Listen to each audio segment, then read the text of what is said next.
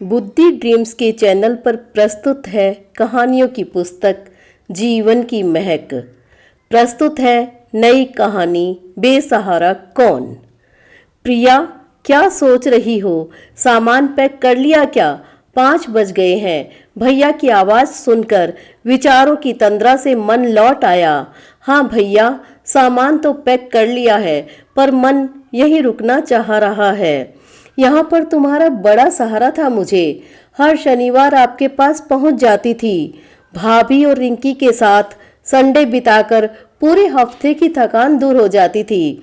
अब दिल्ली तो बहुत दूर है। प्रिया, दिल छोटा मत करो। तुम जब कहोगी तब तुम्हारे पास फ्लाइट से पहुंच जाऊंगा। हाँ, सामान अच्छे से पैक करना, किसी चीज़ को भूलना मत। भैया के साथ भाभी और रिंकी भी थी। शाम को 7 बजे की गाड़ी थी। भाभी ने खाना पैक कर दिया था। पनीर की सब्जी, अचार, नमकीन, बेसन के पराठे और न जाने क्या क्या। रिंकी का प्यार भरा बुआ बुआ का स्वर भी कदमों को आगे जाने से रोक रहा था, पर ड्यूटी के लिए तो जाना ही था।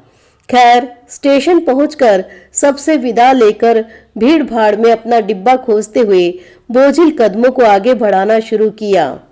शहर छोड़ने का मन ही नहीं कर रहा था, किंतु नौकरी हेतु तो जाना ही पड़ेगा।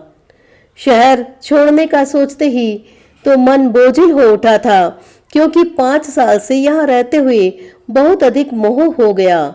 कई प्यार भरे रिश्ते बन गए थे। हर रिश्ते की अपनी गरिमा थी। पड़ोस के अंकल आंटी से तो बेटी सरीखा रिश्ता तो स्नेह की अद्भुत मिसाल थी, और आध्या की तो बात ही क्या। छोटी बहन सरीखी मेरे ऑफिस से आते ही दौड़ी चली आती। उसे खाना बनाने का बेहद शौक था। रोज ही कोई न कोई नई डिश बना लाती और फिर शुरू हो जाती उसकी रेसिपी। मेरे दिल्ली ट्रांसफर का सुनते ही तो फफक कर रो पड़ी थी वो। बड़ी मुश्किल से संभाला था उसको। यह सब याद करते ही दिल भर आया, किंतु सरकारी नौकरी की खातिर शहर से, स्नेह बंधनों से दूर जाना ही पड़ेगा। खैर, सेकंड एसी का डिब्बा मिला। खास सामान नहीं था, मात्र 2 सूटकेस और एक बड़ा कार्टून। गृहस्थी के सामान को समाये। सामान को व्यवस्थित करके सह यात्रियों को संभालना शुरू किया।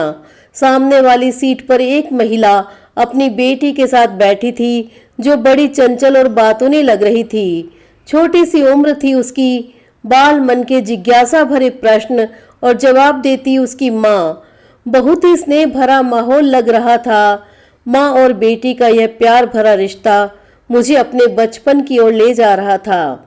मेरा बाल सुलभ मन भी माँ से इसी तरह से प्रश्नोत्तरी कार्यक्रम चलाकर संतुष्ट होता था। माँ मेरे प्रश्नों का जवाब देते नहीं थकती थी।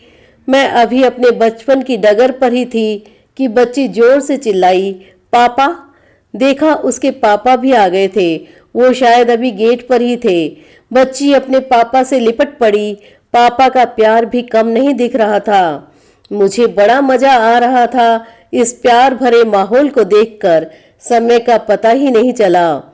रात्रि की नीरवता में ट्रेन आगे बढ़ने लगी। बच्ची बार बार अपनी तुतलाती भाषा में आंटी आंटी कह जाने क्या क्या पूछ रही थी, और मैं भी उसकी बातों का रस लेती जा रही थी।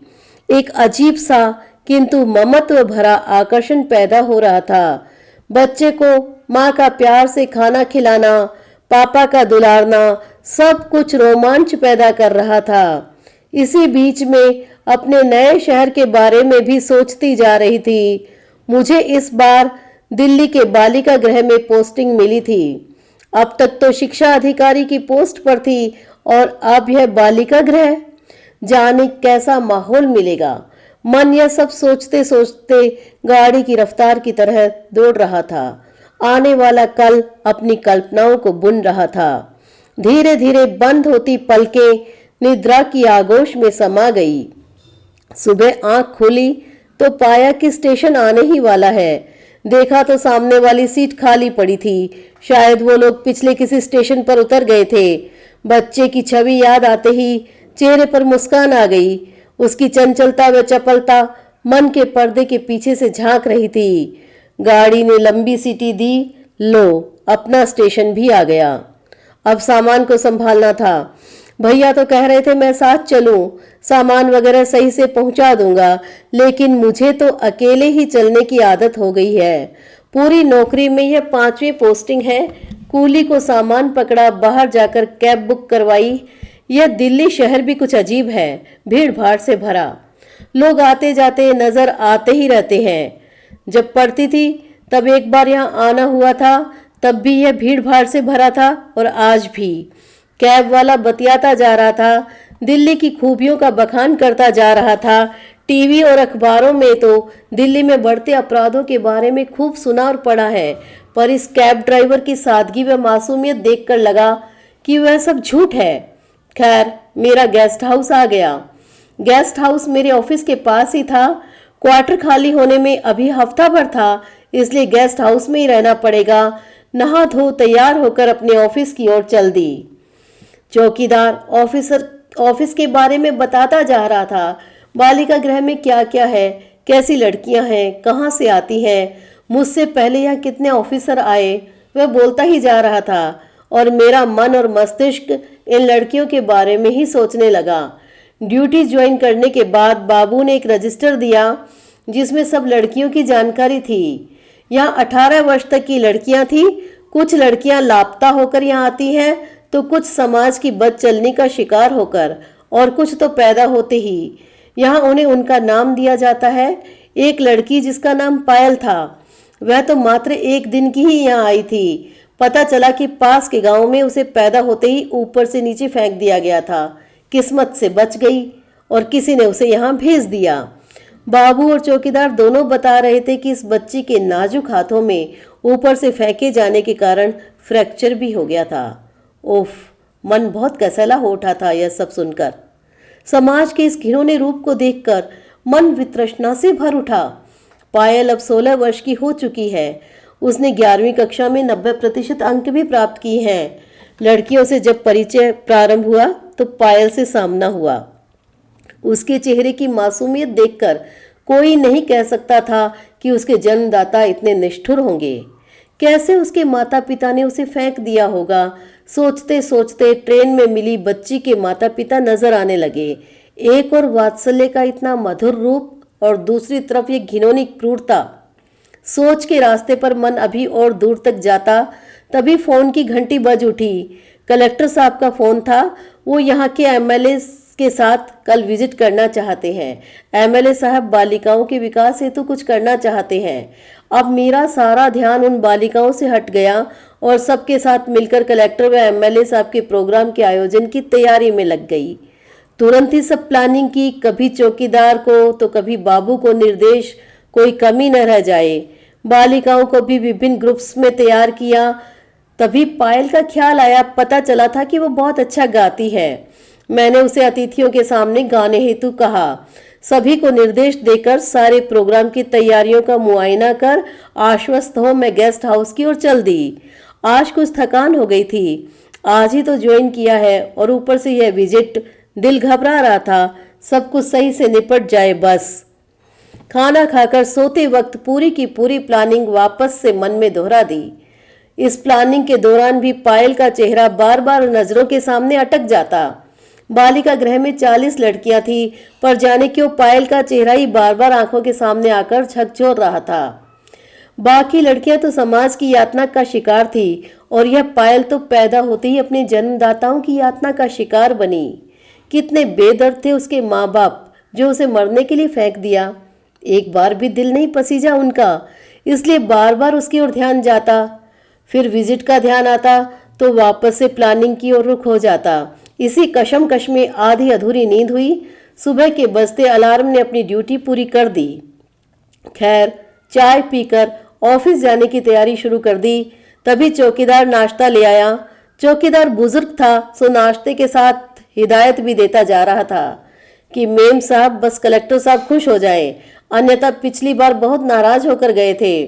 साहब को भी खूब डांट पड़ी थी। उसकी चिंता देख मैं मुस्कुरा पड़ी। मैंने कहा हमने पूरी तैयारी कर ली है, पायल का गाना सबको लुभा देगा, तुम चिंता मत करो, कहकर मैं चल पड़ी ऑफिस की ओर।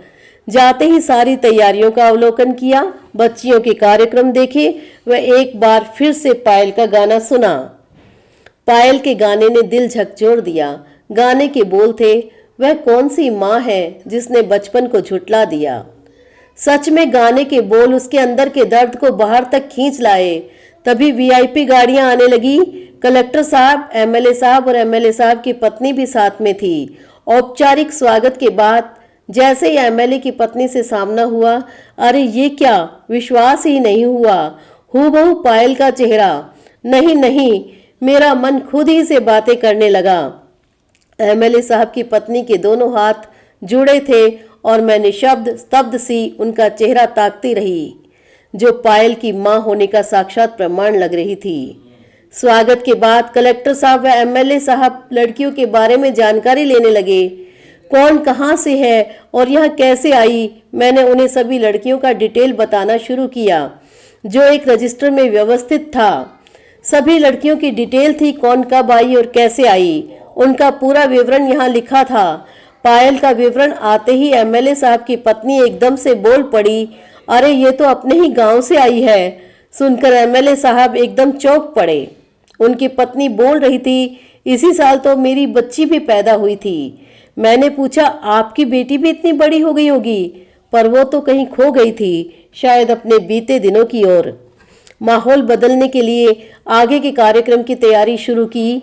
पायल को गाने के लिए बुलाया गया। पायल को देखते ही सबकी नजरें एकाएक जैसे रुक गई। चेहरे की इतनी समानता देख पायल भी एमएलए साहब की पत्नी की तरफ एकटक देखने लगी। खैर, पायल ने गाना शुरू किया। पायल का दर्द भरा गीत सबको झकझोर गया। गाना अभी पूरा भी नहीं हुआ था कि एमएलए साहब की पत्नी उठ खड़ी हुई और पायल की तरफ मुड़ी, पर कदम बीच में ही रुक गए। मुड़कर एमएलए साहब की तरफ देखा, जिनकी आंखों से भी अब आंसू बह रहे थे। उनके आंसुओं ने सच बयान कर दिया।